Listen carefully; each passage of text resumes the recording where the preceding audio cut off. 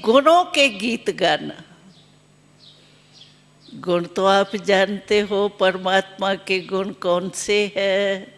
उसके अगर मन में गीत गाते रहें तो हमको दुख कभी भी नहीं आएंगे। और ये सब नाच सकते हैं। कोई बीमार हो, आजकल के ज़माने में थोड़े ही बड़े होते हैं ना, तो देखा जाता है गोडों में दर्द सभी के ज़्यादा होता है,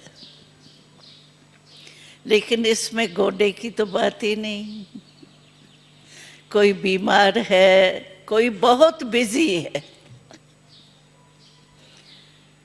बहुत बिजी वाला भी मन में खुशी से नाच सकता है।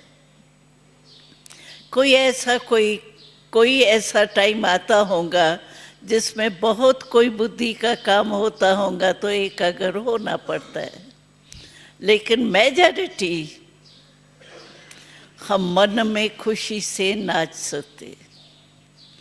तो आप यहाँ आए हो ना, हम तो आपका लक देख करके खुश हो रहे थे कि कितना आपका भाग्य छिपा हुआ है, जो भाग्यवान धरती पर आप पहुंच गए।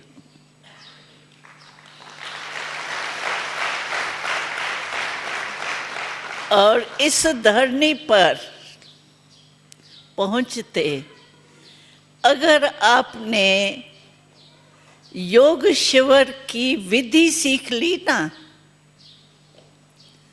तो आप कभी भी दुखी नहीं होंगे। कोई आया, आपको कुछ कहा और आपकी खुशी ले जाता है, चली जाती है ना खुशी। कोई हाथ में थोड़ी ले जाता है, बस कहा और गई, खुशी गई। तो हम अपनी खुशी ऐसे ही बेच देते हैं। आपके घर में कोई भी दुश्मन भी आवे और एक छोटा सा चम्मच ले जावे, आप देंगे? पीछे ही पड़ जाएंगे उसके।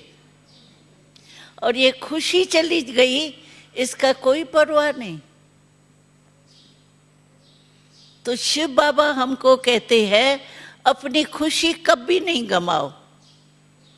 खुशी भी इसीलिए जाती है, जो वही 5 शब्द मैंने कहा ना, क्यों, क्या, कौन, कब, कैसे, ये सारे कह हम छोटे थे ना, हम 9 वर्ष के आयु में आए हैं यहाँ इंस्टीट्यूशन में।